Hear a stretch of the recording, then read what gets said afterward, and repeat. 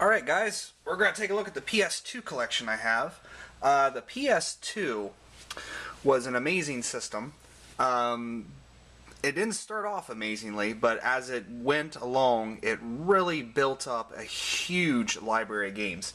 And out of my entire collection, it is easily the biggest individual collection I have for a system, because it's just so easy well, it was so easy to find these games. Now it's getting a little bit more difficult because GameStop's starting to phase them out. And you have to start going to your more specialty shops to get them, or Amazon or eBay.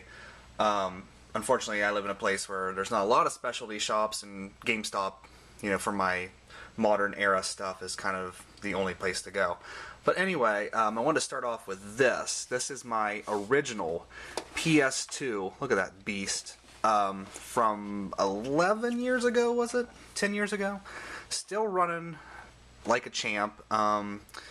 Hopefully it continues running like a champ for a while. I'm actually thinking about buying a Slim to replace it for when it eventually does die. But for right now, this huge, can't even get it all on screen at once, behemoth of a machine is still running strong. So let's get that out of the way there, and let's move on to the games. First up, we have Ark the Lad, Twilight of the Spirits. And continuing in that vein, we have Ark the Lad, End of Darkness.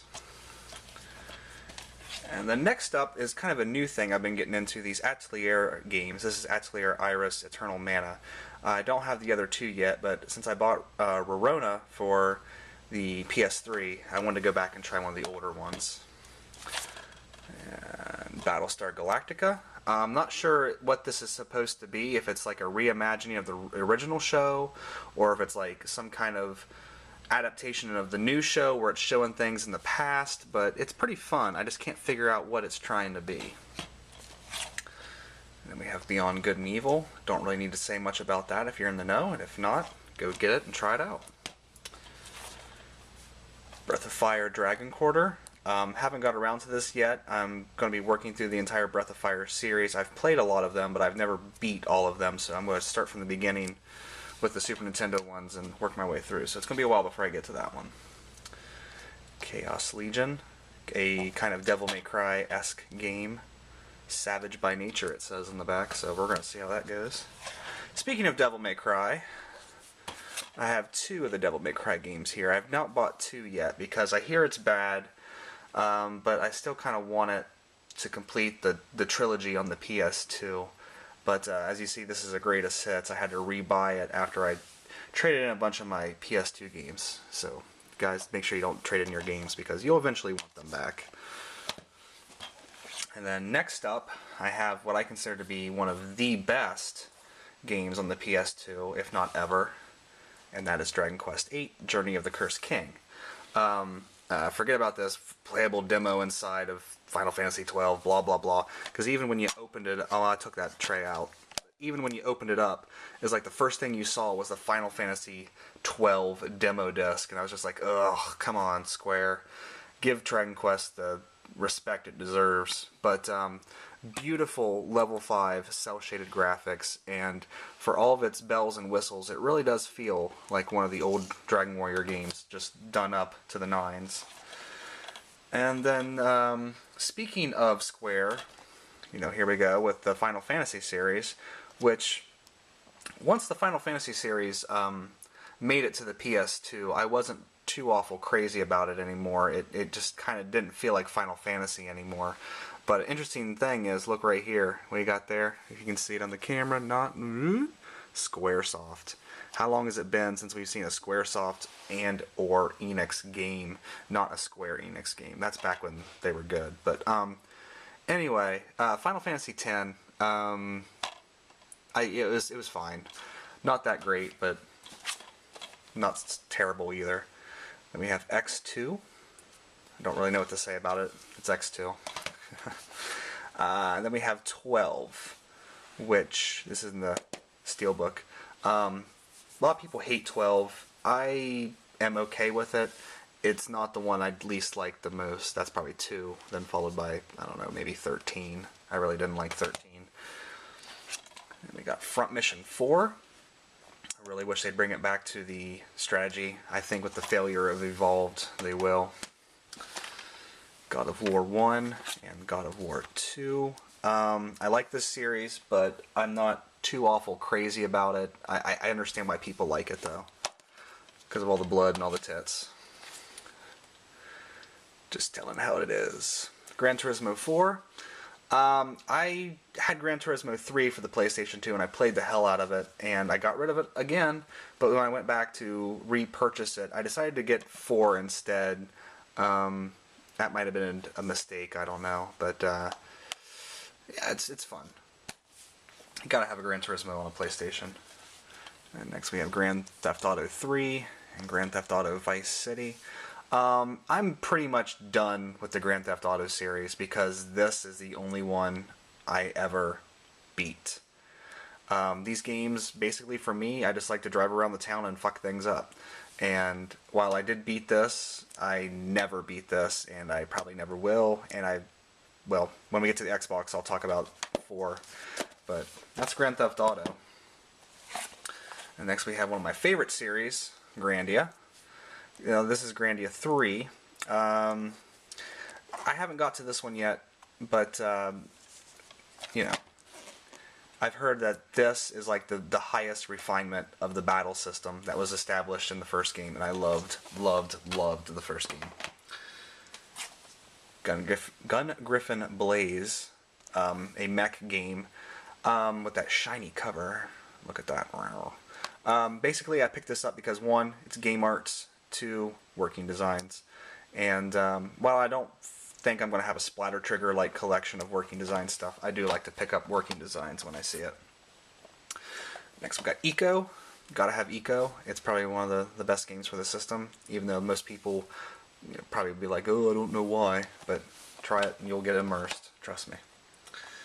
And then next we have one of my favorite series that sadly I feel has been kind of watered down by what I call the Square Enix problems, which they basically take every series and they run it into the ground.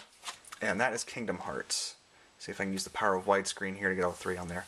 Which I loved Kingdom Hearts 1 to death. It was so fantastic when I played it. I really enjoy Kingdom Hearts 2, although I feel like when you go back through the worlds a second time in Kingdom Hearts 2, it doesn't really make sense because it's like they have to get reacquainted with everybody. And I know in Chain of Memories they lost their memories, but I felt like at the beginning of Kingdom Hearts they remembered everything. Or Kingdom Hearts 2, they remembered everything. So I don't know. It's Kingdom Hearts 2, I loved it, but at the same time I felt like the story kind of went nowhere unless like Organization 13 was on screen. But I'll probably be doing a Kingdom Hearts video all myself, or all on its own, because I really want to talk about that series, because I really think that it was a great series that unfortunately Square's kind of just driven into the ground. Maximo Close to Glory, a very hard old school game. Get it? It'll make you cry like a baby. Mega Man Anniversary Collection and Mega Man X Anniversary Collection. Basically, I am a Mega Man fanatic. I just loved it from day one, and I had to get these when they came out because I didn't have all the Mega Man games from the Nintendo, and I don't have all the X games, so get them all in one place. Why not? And then next we got Metal Gear Solid 2 and Metal Gear Solid 3. Fantastic games. Although I feel like the Metal Gear series is kind of like the Xenosaga series in a way that it's more about the video, or not the video, the cutscenes than it is about the gameplay in some respects. Like the gameplay is, oh, there's Ada on screen, making a little cameo appearance. I feel like the gameplay kind of takes a backseat to the story sometimes. I don't have Metal Gear Solid 4 yet, but I do plan on getting it. Metal Slug Anthology. These games are, this is right out of my past at the arcade, at the bowling alley. You know, I'd go in there and there'd be one of those Neo Geo with the 4 games in it that you had to select.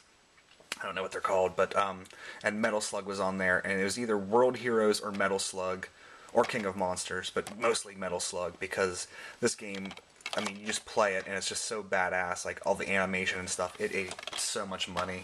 That bowling alley made so much money off me. Myst 3 Exile. Yeah, it's Myst. What are you gonna say? Odin Sphere. Now, this is special because Vanillaware, pretty much whatever game they put out has my money, because their games are just absolutely flat out gorgeous. And, you know, thank God Atlas brought this over, because I am now hooked to Vanillaware. We got Phantom Brave, an NIS strategy game. Haven't got to it yet, but I'm looking forward to it. If you want to play this, it's basically available on every system out there. It's on the PSP. It's on something else now too. It's just like they keep porting that game everywhere. R-Type Final. You gotta love your shoot 'em ups. Radiata Stories. And like I said, shoot 'em ups. Raiden 3. The Legendary Shooter returns. And interestingly enough, this is put out by UFO, which every UFO game I have seen has just been terrible. But it seems like they just put out a bunch of shovelware, but this is really good. If you find this, pick it up. And then finally, to round off part 1, to keep it under the time limit, we got Resident Evil Code Veronica X. And this is quite possibly my favorite Resident Evil. I like Resident Evil 4, but this one still feels like Resident Evil before it got all action crazy. And it really makes me wish I had a Dreamcast back in the day. I had a Dreamcast, like after it died, I went and bought one for pretty cheap, and I didn't get Code Veronica, but I took it back because I was like, oh, I don't want a Dreamcast. And then I ended up, years later hunting one down. But really, it really shows you what the Dreamcast was capable of, even on the PlayStation 2. So that is the end of part 1, guys. Hopefully that wasn't too quick. Stay tuned for part 2. We'll have more PS2 games, and I'll probably slide my PS3 games in there too, because I don't have very many of those. So, alright guys, see you next video.